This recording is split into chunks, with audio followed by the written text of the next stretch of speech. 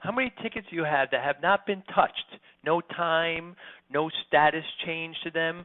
Under dispatch, we have tickets not acknowledged. Perhaps your RMM created them or your backup or it came from somewhere else.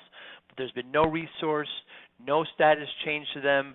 Real important that dispatch or service or management, somebody gets on or the technicians get on these tickets. But these are tickets that have not been acknowledged at all by anyone, just been created in the system. Again, choose the service boards. You can always send to Excel. You can show or hide the completed ones. But again, this is tickets that have not been acknowledged at all by your system.